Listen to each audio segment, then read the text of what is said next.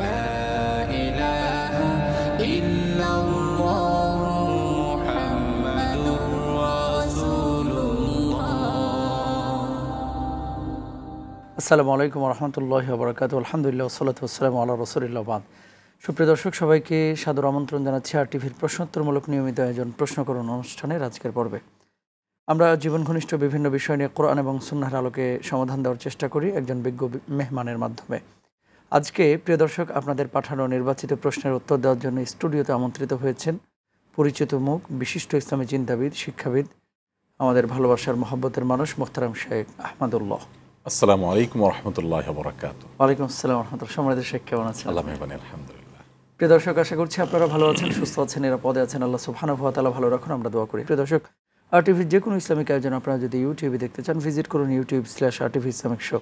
এই মুহূর্তে অনুষ্ঠানটি আপনারা টেলিভিশনের পাশাপাশি সরাসরি ফেসবুকে দেখতে পাচ্ছেন। যারা দেখতে চাচ্ছেন ভিজিট করুন www.facebook.com/RTV। সম্মানিত শাইখের কাছে আমরা নির্বাচিত প্রশ্ন যেগুলো ইতিমধ্যে পেয়েছি সেই প্রশ্নগুলো নিয়ে চলে যাচ্ছি। প্রথমেই শেখ, আপনার কাছে প্রশ্ন করেছেন আমাদের এক ভাই, লিখেছেন যে ভিডিও কলে রেখে কাবা তাওয়াফ করা জায়েজ আছে কিনা?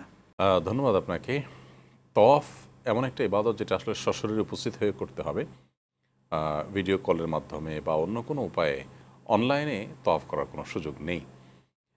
ইসলামের অন্যান্য ইবাদত যেগুলো আপনার জামাতবদ্ধভাবে হোক আর সম্মিলিত একাকী হোক করার নির্দেশনা রয়েছে। আমরা নামাজের কথা বলি, জামাতের নামাজ জামাতে সামিল হতে হবে, ভিডিও কলে জামাতে সামিল হওয়ার কোনো সুযোগ নেই।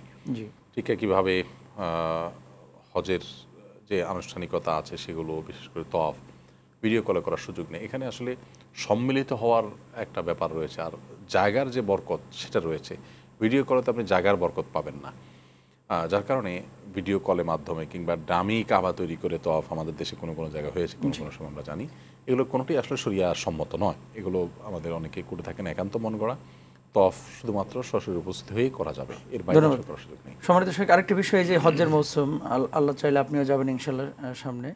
তো যারা হজ্জে যাচ্ছেন, ও বাসা বাড়িতে যারা হজ করে না, তাদেরকে ভিডিও কলে রেখে অনেক সময় তাওয়াফ করেন। তো এখানে তো দোয়াই ঘাটতি হয় এবং আমাদের যে খুশু এগুলো নষ্ট হয়। এক্ষেত্রে কি বলবেন? সন্দেহাতীতভাবে হজের সময়গুলোতে, ওমরার সময়গুলোতে, বিশেষ করে তাওয়াফ সাই, এই সময়গুলোতে মোবাইলে আপনার সেলফি তোলা বা ভিডিও কল, লাইভ ইত্যাদি করা, এগুলো ইবাদতে বিঘ্ন সৃষ্টি করে এবং কোনো কোনো ক্ষেত্রে আমাদের মনোযোগ যেমন নষ্ট হয়, তার পাশাপাশি লৌকিকতার একটা ব্যাপারও থাকে। বিশেষ করে যদি সোশ্যাল মিডিয়াতে সেগুলো শেয়ার করা, লাইভ দেওয়ার ব্যাপার থাকে, তাহলে সেক্ষেত্রে মানুষ জানলো আমি সেখানে গেছি, মানুষ বাহবা দিবে, আমি এক ধরনের আহ্লাদ এবং আত্মতৃপ্তি অনুভব করব। তো এই জিনিসগুলো উচিত নয়। আসলে ওই সময়টা এত গুরুত্বপূর্ণ সময়, তখন শুধু দোয়াতেই মনোনিবেশ করা উচিত। আমরা দোয়ার বাইরে অন্য যে কোনো কাজ করব, সেটা আমাদের জন্য খুবই দুঃখজনক একটা ব্যাপার। কারণ বিভিন্ন সময় আমরা দেখেছি হারামের ইমাম সাহেবরা কিন্তু সতর্ক করেন যাতে সেলফি মুক্ত হজ বা সেলফি মুক্ত ওমরা করা যায়। এমনি পরিবারের লোকজনকে দেখাবার জন্য একটা ছবি তুলে পাঠালাম, একটা ভিডিও করে পাঠালাম, এটা তো করাই যেতে পারে। বাট এটা তাওয়াফের মানে একেবারে মূল সময় যেটা আমার দোয়ার, এই সময়টাতে কখনো এই কাজটা আসলে করা উচিত না।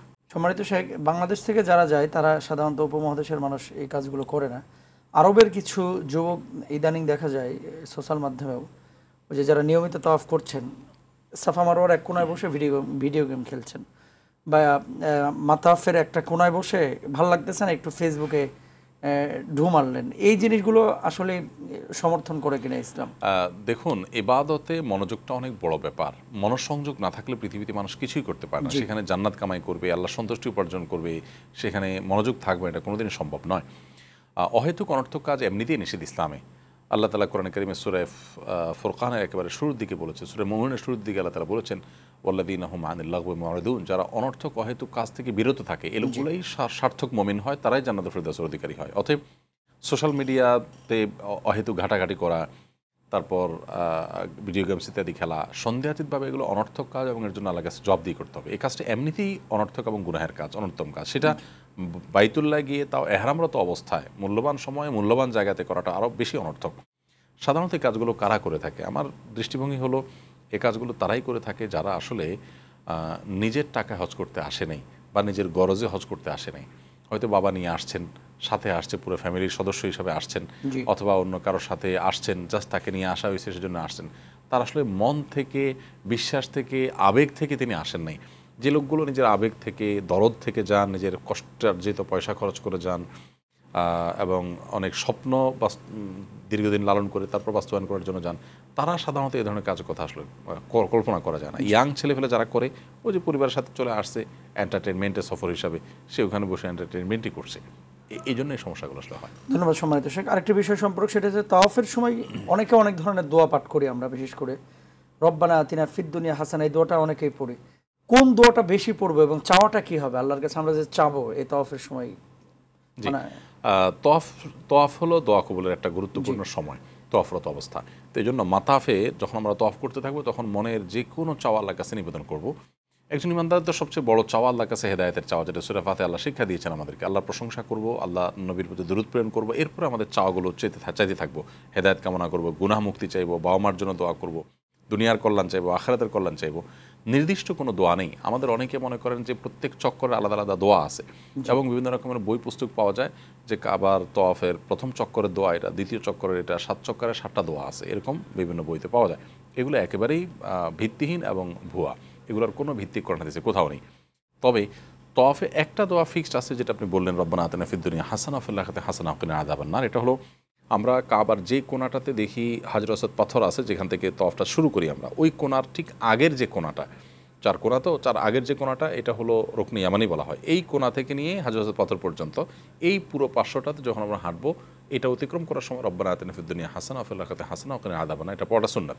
এর বাইরে আগে পরে আমরা যে কোনো দোয়া, কোরআন হাদিসে বর্ণিত দোয়া, নিজের ভাষায় মাতৃভাষায় দোয়া, যে কোনো চাওয়া আল্লাহর কাছে নিবেদন করবো। ধন্যবাদ সম্মানিত শেখ। আরেকটি গুরুত্বপূর্ণ প্রশ্ন, সেটি হচ্ছে কোরবানির যে বিষয়টি, হজ্জের সময় এই কোরবানির টাকা ব্যাংকে অনেকে দেয়, অনেকে শরীরে নিজে কোরবানি করতে চায়। কোনো কারণে মুআল্লিম টাকা নিল, নেওয়ার পরে কোরবানিতে গড়িমসি করলো, যিনি হজ করছেন তার সমস্যা হবে কিনা, এক্ষেত্রে আপনার দিক নির্দেশনা কি? প্রথম কথা হলো যে মুআল্লিম হোক আর অন্য কোনো ব্যক্তি হোক, কারো কাছে আমি কোরবানি টাকা জমা দিলে তিনি কোরবানি করলেন কি করলেন না, এটা নিয়ে যদি আমার সন্দেহ দেখা দেয় বা করবেন কি করবেন না এটা নিয়ে আগে থেকে সন্দেহ তৈরি হয়, তাহলে সেক্ষেত্রে সেখানে টাকা দেওয়া জায়েজই নেই। কারণ আমি আমার হজটাকে সন্দেহের মধ্যে ফেলে দেওয়ার সুযোগ নেই।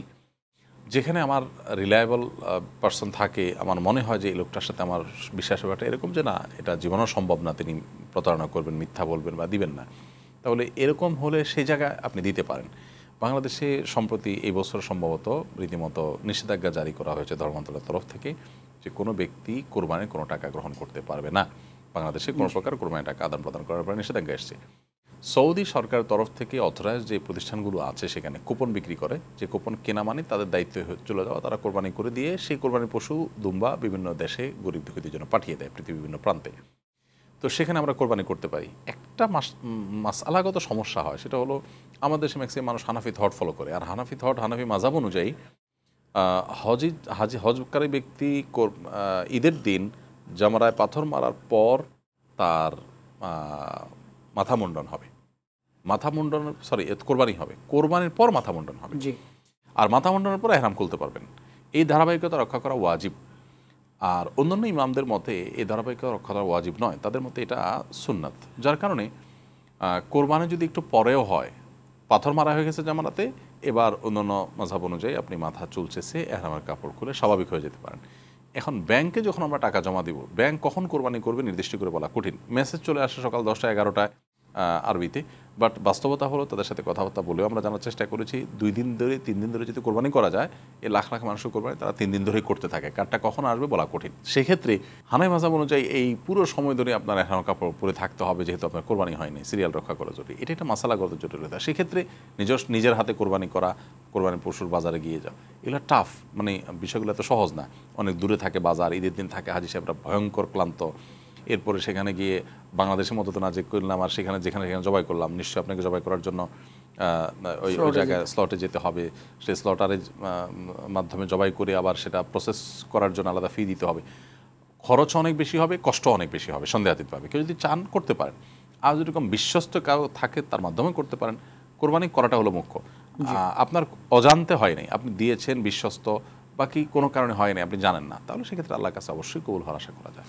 সম্মানিত শেখ, আরেকটি গুরুত্বপূর্ণ বিষয়, আমরা 3টি প্রশ্ন এসেছে একসাথেই আপনার কাছে জানতে চাচ্ছি। সেটি হচ্ছে হজ্জের ওয়াজিব কাজ কোনগুলো বা ফরজ কাজ, হজ্জের ওয়াজিব কাজ কোনগুলো এবং ফরজ কাজ কোনগুলো, সেই সাথে সুন্নাহের কোন বিষয়গুলো রয়েছে, যে কাজগুলো আসলে সুন্নাহ না করলেও হজ হয়ে যাবে, মানে যে কয়টা সম্ভব একটু ধন্যবাদ আপনাকে। হজের সমস্ত কার্যক্রমগুলোর কিছু আছে ফরজ, কিছু আছে ওয়াজিব, কিছু আছে সুন্নাহ। এই তিনটার মধ্যেই আছে সব। ফরজ হলো তিনটি।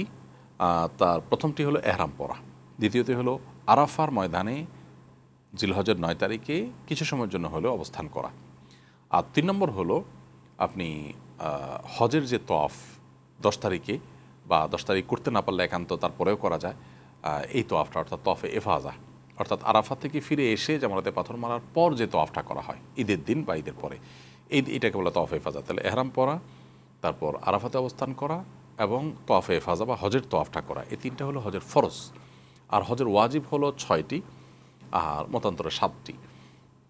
সে ওয়াজিবগুলোর ভিতরে প্রথম হলো মুজদালিফা রাত্রি যাপন করা। 9 তারিখে আমরা আরাফাতের ময়দানে অবস্থান করে এসে 9 তারিখ দিবাগত রাতে মুজদালিফা অবস্থান করা, এটা হলো ওয়াজিব।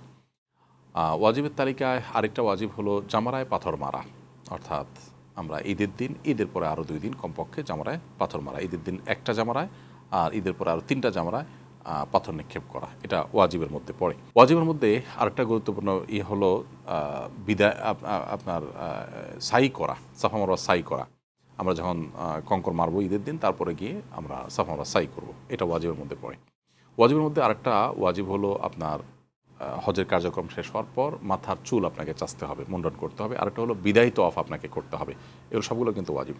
মিনায় রাত্রি যাপন করাকে অনেক উলামায়ে কেরাম ওয়াজিব বলেছেন, আবার অনেকে সুন্নাহ বলেছেন। জমহুর উলামায়ে কেরাম এটাকে সুন্নাহ ওয়াজিব বলেছেন, যদিও হানাফি মাযহাব এটা সুন্নাহ। এজন্য মিনায় 10 তারিখ 11 তারিখ এই রাতগুলোতে থাকা, আর যদি কেউ দেরিতে আসতে চায় 12 তারিখ রাতগুলো থাকা ওয়াজিব আবশ্যক। ভেরি ভেরি ইম্পর্টেন্ট একটি বিষয়, সেটা হচ্ছে আপনার এখন যারা হজ্জে যাচ্ছে, তো হজ্জের তো আরও প্রায় 20-25 দিন বাকি আছে। এই যে দীর্ঘ সময়টা, কেউ কেউ 1 মাস হজ্জের আগে সময় পাচ্ছেন, এই সময়টা কিভাবে কাটাবেন? অনেক সময় দেখা যাচ্ছে কেউ জেদ্দায় ঘুরে ঘুরে, তায়েফে ঘুরে ঘুরে, কেউ আত্মীয় স্বজনের বাসায় অথবা এলাকার বন্ধু বান্ধবের সাথে আড্ডাবাজি করে সময় কাটিয়ে দিচ্ছে। এই সময়টা কিভাবে কাজে লাগাইতে পারে, এই বিষয়ে যদি বলতেন। খুবই গুরুত্বপূর্ণ একটা বিষয়। আমাদের দেশ থেকে যারা হজে যাচ্ছেন তারা 30 থেকে 40 দিন পর্যন্ত অবস্থান করেন। হজের মূল কাজ যেহেতু 5-6 দিনের, তাহলে বাকি সময়টা আমরা কিভাবে কাটাবো? সন্দেহ নেই যে এই সময়টাতে আমরা চাইলে অনেক কিছু করতে পারি, কিন্তু দুঃখজনক যে আপনি যেমনটি বললেন, ঘোরাফেরা, মার্কেটিং, আড্ডা, দেখা দেখি, এসব করে করে আমরা সময় নষ্ট করে ফেলি। জীবন ইমানদারের কাছে এতটা মূল্যহীন নয়, ইমানদারের জীবনের প্রত্যেকটা মুহূর্ত অনেক দামি। আমরা চাইলে এই পুরো সফরটাকে অনেক অর্থবহ করতে পারি। কিভাবে? প্রথমত, হজের কার্যক্রমের বাইরে আমরা হারামে তওয়াফ করব, 5 ওয়াক্ত নামাজ পড়বো, এই পুরো সময়ে সারাদিনে একবার তওয়াফ বা 2বারও যদি আমি তওয়াফ করি, 5 ওয়াক্ত নামাজ সব মিলিয়ে আমার 2 ঘন্টা 3 ঘন্টাই যাবে। না হলে বাকি সময়গুলো আসলে আমাদের হাতে থাকে, সেগুলো আমরা হোটেলে বসে নিজেরা গল্প করি, আড্ডা করি, শুয়ে বসে কাটাই দিই। এই সময়টাতে আমাদের প্ল্যান থাকতে পারে। যেমন আপনি হজ ওমরা সম্পর্কে আজকাল অনেক বিশ্বকোষ পাওয়া যায়, হজ ওমরা বিশ্বকোষ, অথবা মক্কা মদিনা সম্পর্কে জানার জন্য মক্কা মদিনার ইতিহাস বই পাওয়া যায়। এই বইগুলো আপনার সাথে যদি থাকে, আপনি পুরো বইটা পড়ে দেখেন, তাহলে আপনি কিন্তু হজের আলাদা একটা তৃপ্তি পাবেন। আপনি দেখতে পাবেন যে মিনার ইতিহাস কী, মুজদালিফার ইতিহাস কী, প্রত্যেকটা জানবেন, আপনার ভালো লাগা কাজ করবে। এই জ্ঞান অর্জনটা আমরা করতে পারি। এর বাইরে একটা সিরাতের গ্রন্থ থাকতে পারে, নবী সাল্লাল্লাহু আলাইহি ওয়াসাল্লাম পুরো জীবনীটা যদি আপনার কাছে থাকে, পুরো সফরে পড়ে শেষ করেন, সিরাতের সাথে রিলেট করতে পারবেন অনেক কিছুকে, যেটা আপনার অনেক ভালো লাগবে ইনশাআল্লাহ। একসাথে নবী সাল্লাল্লাহু আলাইহি ওয়াসাল্লাম সিরাত জানলে আপনার ঈমান বৃদ্ধি পাবে, হয় সেটা আপনার সুযোগ হবে। দেশে আমাদের এই সুযোগগুলো হয় না। আমরা প্ল্যান করলে হোটেলে বসে বসে প্রতিদিন আমি 10 পৃষ্ঠা, 20 পৃষ্ঠা, 30 পৃষ্ঠা করে পড়বো এবং পড়ে নিজেরা সেটা পর্যালোচনা করবো, এটা করতে পারি। আর জিনিস হলো, যাদের কোরআন সহি নেই, তারা চাইলে এই সফরে বহুত কারি সাহেব থাকেন, হাফেজ সাহেব, ইমাম সাহেব থাকেন, যাদের কেরাত সহি আছে তাদের সাথে আলাপ করে প্রতিদিন 1 ঘন্টা, 1.5 ঘন্টা, 2 ঘন্টা যদি তিনি এক্সারসাইজ করেন, তাহলে এই সফর থেকে কোরআনটাকে সহি করে আসতে পারেন। অর্থাৎ প্ল্যান ওয়াইজ যদি আমরা সময়গুলো কাটাই, তাহলে সে কাটানোর চেষ্টা করি, তাহলে অনেক কিছু অর্জন করা সম্ভব। আর না হলে হয়তো কাজ করে কিন্তু সময় নষ্ট হবে। সম্মানিত শেখ, ছোট্ট একটি বিরতির সময় হয়েছে, বিরতির পর আবার ফিরছি ইনশাআল্লাহ। প্রিয় দর্শক, আপনারা দেখছেন আপনাদের প্রিয় অনুষ্ঠান প্রশ্ন করুন। সময় হয়েছে একটি বিরতিতে যাবার, বিরতির পর আবারও ফিরছি। আশা করছি আমাদের অপেক্ষায় থাকবেন ইনশাআল্লাহ।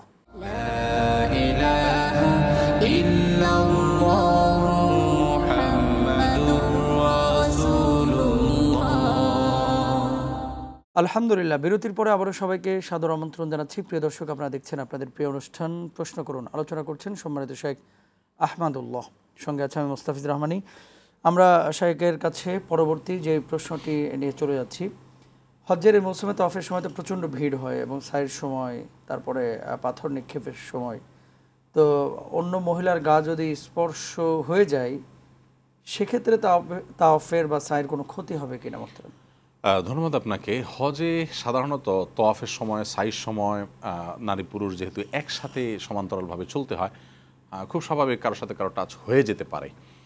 অনিচ্ছাকৃতভাবে যদি হয়ে যায় তাহলে হজ উভয়েরই হয়ে যাবে, কোনো অসুবিধা হবে না এবং গুনাহও হবে না। কিন্তু সর্বোচ্চ সাবধানতা প্রত্যেকেরই অবলম্বন করা দরকার। আমাদের মা বোনদের অনেককে দেখা যায় যে তারা বেশি বেশি তওয়াফ করার জন্য এবং তাড়াতাড়ি তওয়াফ করার জন্য ভিড়ের ভিতরে তারা প্রবেশ করেন। মাতাফে ভয়ঙ্কর ভিড়ের মধ্যে অনেকে নফল তওয়াফ করতে প্রবেশ করেন এবং তিনি জানেন যে সেখানে তার পরপুরুষের ধাক্কা খাবে এবং ভিড়ের মধ্যে পড়বেন, তার প্রাইভেসি নষ্ট হবে, এরপর তিনি সেটাই করছেন। এটা আসলে আবেগ মেটানো, এটা আসলে ইবাদত নয়। ইবাদত হলো যে আমার আবেগ এবং শরিয়া নির্দেশ উভয়টার মধ্যে সমান্তরালভাবে ব্যালেন্স করে চলা। আমরা যখন দেখব যে এরকম পরিবেশ, তখন আমরা দোতলা দিয়ে করব বা ছাদ দিয়ে করব, একটু সময় বেশি লাগবে, আমি তো দুইটার জায়গায় একটা করব, কিন্তু ভিড়ের মধ্যে ইচ্ছাকৃতভাবে প্রবেশ করা উচিত নয়। এবং পুরুষ যারা থাকেন তারা তাদের ফ্যামিলির মেয়েদেরকে যথাসম্ভব সেভ করে করে তওয়াফ করা উচিত। অনেকে মনে করেন যে ওখানে বোধহয় এটা জায়েজ আছে, সমস্যা নাই, ইচ্ছাকৃত হোক মানে অসতর্কতাবশত হোক, আমি ধাক্কা দিলাম, ধাক্কা লাগলো, বোধহয় অসুবিধা নেই, অনেকে এরকমটি মনে করেন। অথচ এটা ভুল। আপনি পর্দা মেনটেন করা বা নারী পুরুষের যে প্রাইভেসি আছে এটা লক্ষ্য করা, পর্দা বিষয়টা লক্ষ্য করা, এটা অন্য সময় যতটা জরুরি সেখানে আরও বেশি জরুরি। কারণ সেটা তো পবিত্র জায়গা এবং সেখানে নর্মাল নিষেধগুলোই নিষেধ। আল্লাহ তাআলা সেখানে নির্দেশ করেছেন যে ফামান ফারাদা ফিহিন্নাল হাজ্জা ফালা রাফাসা ওয়ালা ফুসুকা ওয়ালা জিদালা ফিল হাজ। সেখানে অশ্লীলতা এবং পাপাচার করা নিষেধ, স্পেশাল নিষেধ, বিশেষ নিষেধ অন্য জায়গার চাইতে। তাহলে সেখানে আপনি যদি এই ধাক্কাধাক্কি করেন, পর্দাহীনতা করেন, তাহলে আরও বেশি নিষেধাজ্ঞা পড়বে। এই জন্য সেখানে ইচ্ছার বাইরে হয়ে গেছে, অসাবধানতাবশত নিজের অজান্তে হয়ে গেছে, এটার জন্য কোনো অসুবিধা নেই, কিন্তু সতর্কতা থাকতে হবে সর্বোচ্চ পর্যায়ে। ধন্যবাদ সম্মানিত শেখ। এরপরে যে প্রশ্নটি সেটা হচ্ছে, বাংলাদেশ থেকে যারা হজ্জে যাচ্ছেন, তো সেখানে তো টাকা খরচ হচ্ছেই। অনেকে বিমান থেকে নামার পরেই চিন্তা করে যে টাকা দিয়ে এসেছি, সার্ভিসটা আমি বুঝে নেব, মানে ট্যুরে যেরকম হয় এরকম একটা মেন্টালিটি কাজ করে।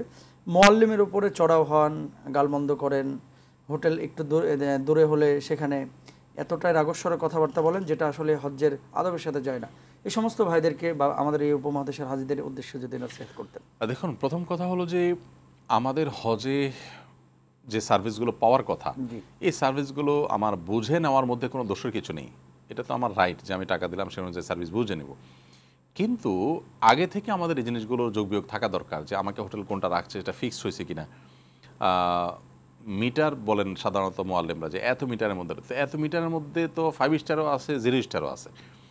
তো ফিক্সড করতে পারলে ভালো হয়। কিছু কিছু এজেন্সি আছে মাশাআল্লাহ, তারা আগে থেকে হোটেলের নাম ধাম, হোটেলের ঠিকানা সব কিছু দিয়ে দেন, যাতে করে পুরো জিনিসটা ক্লিয়ার, এমনকি ভিডিও দিয়ে দেন যে রুমের অবস্থা কী, ভিতরে কী আছে না আছে সব ক্লিয়ার করে দেন। তো এগুলো হজযাত্রীর উচিত আগে থেকে ক্লিয়ার হয়ে যাওয়া, যাতে করে সেখানে কোনো ঝামেলা না থাকে। ঝামেলা যা হওয়ার এখানে হবে, এবং বোঝাপড়া না হলে প্রয়োজনে তিনি সুইচ করবেন যদি সে অপশন থাকে সে পর্যন্ত। আর ওখানে যে যদি এরকম কোনো পরিস্থিতি তৈরি হয়, প্রথম কাজ হলো যেগুলো মুআল্লিমের আসলে হাতে নয় সেই জিনিসগুলোতে সবর করা। অনেক কিছু আছে মুআল্লিমের হাতে নয়, যেমন বাসটা আসে না ঠিক মতো, আসছে বাসটা এসি সমস্যা আছে, এগুলো আসলে মুআল্লিমের হাতেই না। সৌদি এজেন্ট পাঠাইছে, এটা তার ইচ্ছা না যে ওইটা পাঠান অমুকটা পাঠান, চুজ করতে পারে, এরকম কোনো অপশন নাই আসলে। তো বুঝে হোক না বুঝে হোক আমরা অহেতুক ঝগড়া ফাসাদ করি। কেন আল্লাহ তাআলা হজের ক্ষেত্রে বললেন যে ফামান ফারাদা ফিহিন্নাল হাজ্জা ফালা রাফাসা ওয়ালা ফুসুকা ওয়ালা জিদালা ফিল হাজ? হজ করতে গেলে ঝগড়া করা যাবে না। আল্লাহ কেন বললেন? আল্লাহ তো বলেন নাই মসজিদে তোমরা যখন জামাতে নামাজ পড়তে যাবে তখন লা জিদালা ফিস সালাহ লা জিদালা ফিল মাসজিদ, মসজিদে ঝগড়া করিও না। কারণ আল্লাহ জানেন মসজিদে সবাই সর্বশান্তভাবে যাবে, নামাজ পড়তে, এখানে ঝগড়ার অবশ্যই নেই। তো হজ করতে গেলে বোঝাপড়ার গরমিল হবে, অনেক কিছু আনএক্সপেক্টেড হবে, এটা আল্লাহ তাআলা জানেন। সেই জন্য আল্লাহ তাআলা বলেছেন ওখানে গিয়ে ঝগড়া করা যাবে না। হ্যাঁ, এখন আমার মুআল্লিম আমার সাথে প্রতারণা করেছে, আমার সাথে কথা ছিল 5 স্টার হোটেলে রাখবে, সে আমাকে 3 স্টারে রাখলো, আমার টাকা নিচ্ছে 5 স্টারে রাখলো 3 স্টারে। এরকম যদি হয় তাহলে আমি দেখব যে আসলে তার কোনো সীমাবদ্ধতার ব্যাপার আছে কিনা। ওজোর থাকলে এক কথা, আর ওজোর যদি না থাকে আমি তার বিরুদ্ধে অ্যাকশনে যেতে পারি। বাংলাদেশ হজ মিশন সাধারণত এই অবজেকশনগুলো গ্রহণ করে। আমরা চাইলে মক্কাতে মেসফালার কাছে হজ মিশনের অফিস, সেখানে গিয়ে আমরা তাদের নালিশ দিতে পারি, এবং নালিশ দিলে অ্যাকশন হয় খুব দ্রুত তার সাথে। সৌদি এজেন্টে কোনো ত্রুটি থাকলে বা আদার্স কোনো ত্রুটি থাকলে সেখানে সৌদি হজ মন্ত্রণালয়ের কাছে নালিশ করা যায়। এগুলো আমরা করতে পারি, কিন্তু ঝগড়াঝাটি করা, আপনার পরিবেশকে নষ্ট করা এবং উচ্চবাচ্য করা, এটা অবশ্যই হজের যে মাহাত্ম্য সেটাকে নষ্ট করে। ধন্যবাদ মোহতারাম। এরপরে আরেকটি প্রশ্ন, আমি একটা ডেভেলপার কোম্পানিতে চাকরি করি। এক সূত্রে জানা গেছে এই কোম্পানির বিশাল অঙ্কের টাকা ব্যাংকে জমা আছে। এখন ওই বিশাল অঙ্কের টাকা যে সুদ হয়, সেই সুদ থেকে কোম্পানির প্রত্যেক কর্মচারীকে প্রতি মাসে বেতন দেওয়া ও কর্মচারীদের তা নেওয়া জায়েজ হবে কিনা? কোম্পানির যদি ব্যাংক লোন ছাড়া আরও নিজের টাকা পয়সা আছে, আরও বিভিন্ন ইনভেস্টমেন্ট আছে, সেগুলো তিনি ইনভেস্ট করেছেন ব্যবসার ক্ষেত্রে, তাহলে সেক্ষেত্রে অবশ্যই আপনি সেই কোম্পানিতে চাকরি করতে পারবেন। অর্থাৎ শুধুমাত্র ব্যাংক লোনের উপরেই পুরো কোম্পানি দাঁড়িয়ে নেই যদি এমন হয়। আর যদি শুধু লোনের উপরে দাঁড়িয়ে থাকে এবং শুধু লোন দিয়েই বিজনেস হচ্ছে টোটালি, তাহলে সেক্ষেত্রে আপনি আপনার এই কাজটাকে সুইচ করতে হবে, অন্য কোথাও যাওয়ার চেষ্টা করতে হবে। ধন্যবাদ মোহতারাম। আরেকটি গুরুত্বপূর্ণ প্রশ্ন, সেটি হচ্ছে আমাদের মা বোনেরা অনেকেই হজ্জে যান। হজ্জের যে সময়গুলো, মূল যে 5 দিনের কাজের সময়, এই সময় যদি কারো মেনস্ট্রেশন বা মাসিক অসুস্থতা হয়, উনি কী করবেন সে সময়? কোনো অসুবিধা নেই। আমাদের হজের কার্যক্রমগুলোতে মাসিক হলে একজন মেয়ে তার হজের সমস্ত কার্যক্রম যথারীতি করতে পারবেন, শুধুমাত্র হজের যে ফরজ তওয়াফ সেটি ছাড়া। তার মানে আপনি মিনায় গেলেন 8 তারিখে, মাসিক হলো, কোনো অসুবিধা নেই। বা 8 তারিখে হজ শুরু হওয়ার 2 দিন আগে থেকে মাসিক হয়ে গেল, কোনো অসুবিধা নেই। মাসিক অবস্থা আপনি মিনা চলে যাবেন। মিনায় গিয়ে আপনার তো নামাজ যেহেতু নাই, আপনি সেখানে অবস্থান করবেন শুধু। আবার আরাফাতে যাবেন, সেখানে নামাজ নাই, আপনি অবস্থান করবেন, দোয়া তো করতে পারবেন, দোয়ার সময় দোয়া করবেন, যেখানে যেখানে দোয়া পাওয়ার কথা সেগুলো দোয়া পড়লেন, মুজদালিফার রাতে থাকলেন, জামারাতে পাথর মারলেন, এগুলো সব মাসিক অবস্থায় করতে কোনো অসুবিধা নেই। এরপর শুধুমাত্র পাথর মারার পর ঈদের দিনের যে তওয়াফটা, এই তওয়াফটা নিয়ে হলো আপনার সমস্যা, যে তওয়াফটা মাসিক অবস্থায় জায়েজ নাই, যেহেতু বাইতুল্লাহ প্রবেশ করতে হবে। সেজন্য তওয়াফটা আপনি বিলম্বে করবেন, 2 দিন, 4 দিন, 5 দিন, 7 দিন, যেদিন আপনি সুস্থ হবেন সেদিন আপনি তওয়াফ করবেন, কোনো অসুবিধা নেই। এখানে সমস্যা হয় শুধুমাত্র তখনই যদি হজের ফ্লাইট থাকে ধরা যাক ঈদের 4 দিন পর। জি। তাহলে সেক্ষেত্রে তার যদি এর মধ্যে মাসিক থেকে তিনি পবিত্র না হন, তাহলে এদিকে হজের ফ্লাইট, তার ফিরতি ফ্লাইট আছে, তো ফিরতি ফ্লাইট আছে, এদিকে মাসিক আমার থাকার কারণে করতে পারছেন না, আপনি তওয়াফ করতে পারছেন না আপনার মাসিক থাকার কারণে। সেটা যদি হয়, তখন যা ঝামেলাটা তৈরি হয়, তখন ঝামেলা হলো যে এই তওয়াফ আপনাকে করে দিতে হবে। প্রয়োজনে পরবর্তীতে আপনি মদিনায় চলে গেলেন কথার কথা বাসে, এসে আপনি পরে তওয়াফ করে দিলেন, তাতেও আপনার দায়মুক্ত হবেন। কিন্তু হজের কোনো কার্যক্রম বাধাগ্রস্ত হয় না মাসিকের কারণে, শুধুমাত্র তওয়াফটা।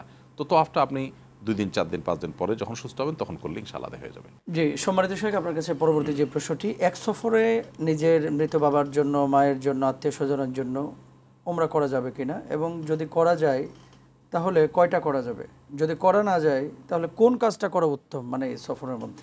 মাশাআল্লাহ, কয়েকটি প্রশ্ন সম্পর্ক চলে আসছে।